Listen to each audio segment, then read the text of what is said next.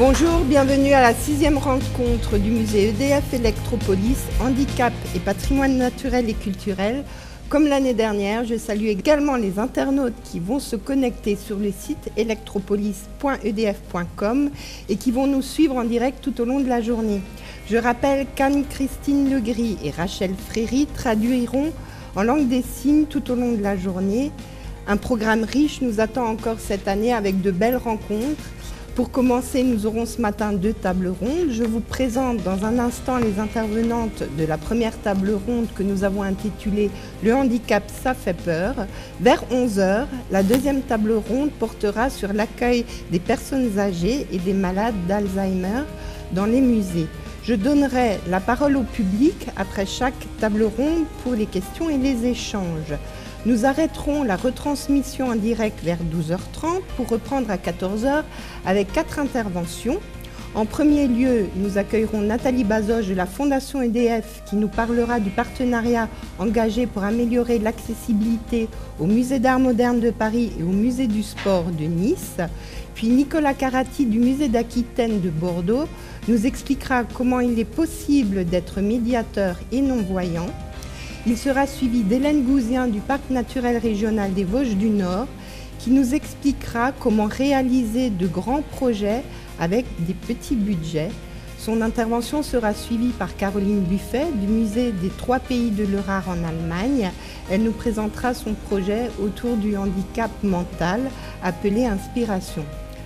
Également, via Facebook, les internautes pourront aussi nous poser des questions. Nous clôturons ce soir avec Claude Velti, directeur du musée, représentant du président du musée EDF Electropolis, et Sophie Kohler, vice-présidente de l'UHA.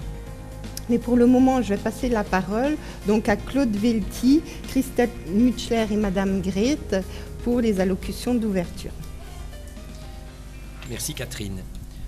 Au nom du président du musée Marc Kugler et de toute son équipe, je souhaite à tous la bienvenue à ces 6e rencontres handicap et patrimoine naturel et culturel. Vous le savez, depuis longtemps, le musée et son équipe sont engagés activement pour l'accessibilité.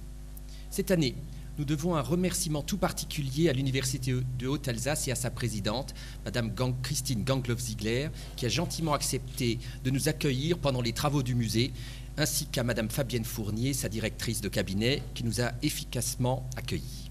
Rappelons que l'UHA est un partenaire fondateur du musée et que les collaborations ont toujours été fructueuses. Vous savez que pour la 2e année, nos échanges ont été retransmis en direct sur le site internet du musée et je veux aussi maintenant remercier tous les intervenants de la journée qui ont accepté de venir parfois de loin, Catherine vient de nous les citer, pour certains, ainsi que les équipes du musée et dont bien sûr Catherine Fuchs, notre conservatrice qui prépare cette journée avec une grande ferveur. Mes remerciements vont également à nos partenaires de ces journées, le ministère de la Culture par l'intermédiaire de la DRAC Alsace qui nous aide particulièrement sur ces questions, la M2A, représentée ce matin par Madame Béatrice Grete, assesseure déléguée à l'accessibilité et aux personnes âgées, que nous aurons le plaisir d'écouter dans un instant. La ville de Mulhouse, qui est représentée par Madame Nassira Guéhama, conseillère municipale déléguée au développement des solidarités intergénérationnelles. Enfin, le groupe EDF en Alsace, dont le mécénat nous permet d'organiser ces rencontres, qui porte le label de la Fondation EDF. Et c'est bien entendu par ces remerciements que je conclurai en cédant la parole à Christelle Mutschler, déléguée à l'action régionale d'EDF en Alsace. Merci beaucoup, merci Claude, bonjour à tous, bonjour à toutes. Donc je m'associe bien évidemment aux remerciements et aux salutations qui ont été formulées tout à l'heure et donc je suis particulièrement heureuse d'être là pour ces 6e rencontres, le temps passe vite. Pour ma part ce sont les 3e rencontres et je vois avec beaucoup d'enthousiasme que ces rencontres rassemblent des acteurs du territoire, des acteurs qui ont envie de faire avancer cette thématique. Je suis aussi également heureuse d'être là à l'UHA parce que c'est un partenaire du groupe EDF et en particulier la mission handicap, donc qui est le thème qui nous rejoint aujourd'hui, avec lesquels nous avons aussi travaillé pour faire le lien entre les étudiants et le monde de l'entreprise et le monde du travail. Donc là, je représente aujourd'hui en effet le groupe EDF et la fondation EDF qui est très engagée vis-à-vis des publics handicapés. En effet, fort de 30 ans d'expérience, la fondation EDF a choisi de centrer ses actions autour de la thématique de la solidarité afin d'aider chacun à trouver sa place dans la société. Le credo, solidaire et engagé, c'est vraiment celui-ci. Et concrètement, ce sont chaque année 150 projets qui permettent de promouvoir l'inclusion sociale, de favoriser l'autonomie et d'encourager l'intervention humanitaire pour l'accès à l'électricité. C'est ainsi faire écho aux valeurs qui sont si présentes dans le groupe EDF, dans l'histoire du groupe EDF, avec cet intérêt général, cette mission de service public de proximité et aussi cet élan d'innovation. C'est pourquoi les actions à destination des publics handicapés sont au cœur de nos préoccupations et de notre engagement, que ce soit dans le domaine en lien avec l'emploi, le sport, le patrimoine naturel de nos régions et en particulier de l'Alsace et de la culture aussi comme aujourd'hui.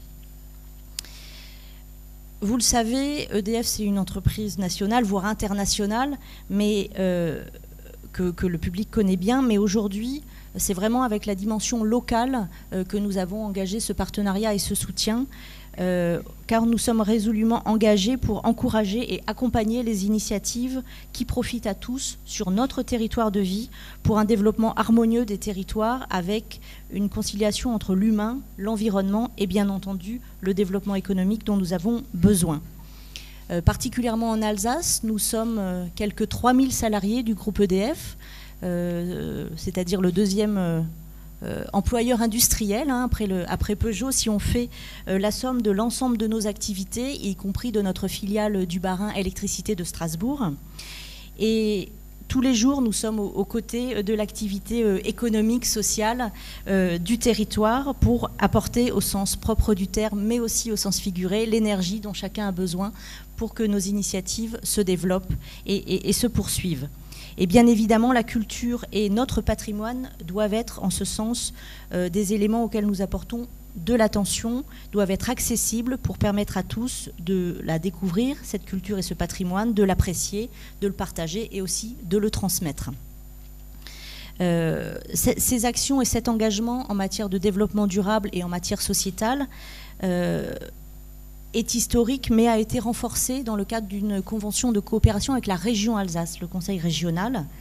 Et nous avons d'ailleurs soutenu de nombreux projets dans le domaine du handicap. Je citerai par exemple des aménagements de sentiers pédagogiques à la petite Camargue alsacienne ou au centre du Gorna, centre ornithologique du Nord-Alsace. Quelques exemples qui ont concrètement pu faire avancer l'accessibilité. Et aujourd'hui, la culture, si elle est ouverte à d'autres regards, il est prioritaire qu'elle soit ouverte à tous. C'est également un lien social pour une société qui permet d'échanger et de dégager ensemble et de partager des repères communs.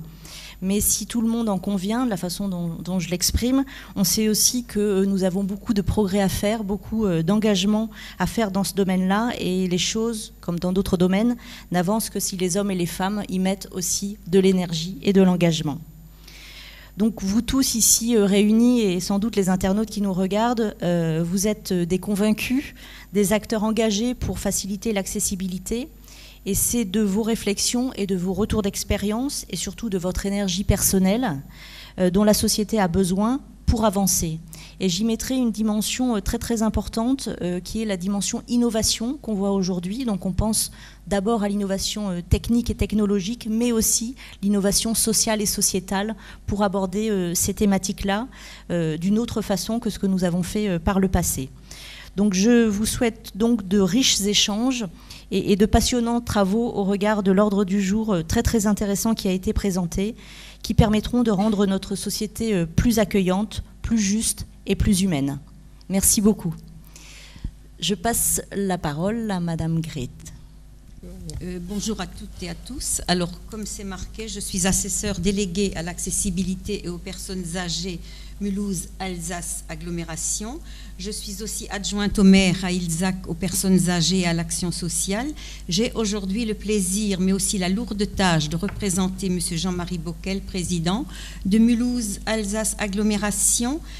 M. Rotner étant représenté, comme ça a déjà été dit par ailleurs, par Nassira Guéama, donc pour la ville de Mulhouse. Alors, je voudrais rappeler très rapidement qu'en 2001 déjà, la mise en place d'une commission nationale culture et handicap avait planché sur le projet de vie qui vise à intégrer les personnes en situation de handicap dans le tissu social en prenant en compte leurs besoins, leurs souhaits dans le domaine des loisirs et de la culture. Pardon. Oui. Voilà. Plus près. J'ai moi-même travaillé dans une structure accueillant des handicapés sensoriels, donc je suis très sensible aussi à cette chose-là. Aujourd'hui, malheureusement, 3 axes restent toujours à développer. On peut toujours faire mieux, comme on dit. L'accessibilité des lieux culturels et associatifs, les transports adaptés pour une meilleure autonomie, l'accompagnement des personnes, mais sans doute aussi des familles, le développement des liens entre les différentes structures. Car rendre accessible l'offre culturelle à tous les publics ne peut se faire qu'au travers de rencontres organisées par des personnes relais, à savoir les associations, les éducateurs, les thérapeutes, mais aussi des bénévoles pour prendre en compte les besoins de chacun. Permettre aux personnes en situation de handicap d'accéder à l'initiation, à la pratique ou encore être force de proposition, qui mieux que les associations peut soutenir de telles initiatives, avoir un rôle incitatif pour encourager les démarches et intervenir en tant que personne ressource ou encore être des relais d'information sur l'offre culturelle. Il convient aussi de créer des espaces d'échange entre les différents publics. Il faut que l'ensemble des acteurs concernés se mobilisent et travaillent en réseau.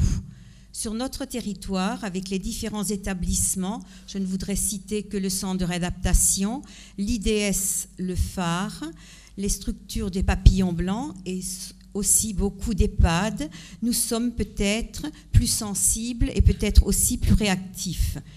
Il y a plusieurs initiatives qui ont déjà vu le jour, vous les connaissez sans doute.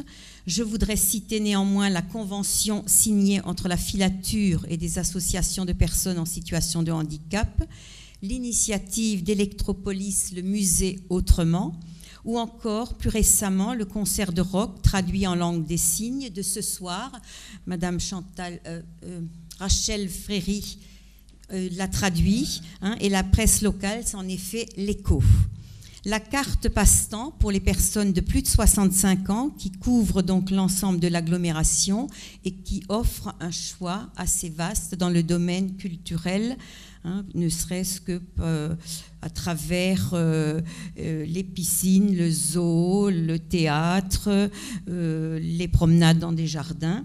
Et enfin, le mois du cerveau qui, tous les ans, rassemble énormément d'associations qui travaillent dans ce sens-là. L'accès à la culture doit répondre aux besoins spécifiques de tous pour permettre à tout un chacun d'être actif, de s'instruire, de s'épanouir, de se former, de s'informer pour rendre possible une intégration citoyenne, être acteur et ainsi rompre l'isolement. Nous sommes tous différents, mais riches de nos différences. Je voudrais remercier EDF pour ce partenariat. Je m'associerai à vos travaux de ce matin, mais je dois malheureusement vous quitter en début d'après-midi. Donc bonne journée, bons travaux à toutes et à tous.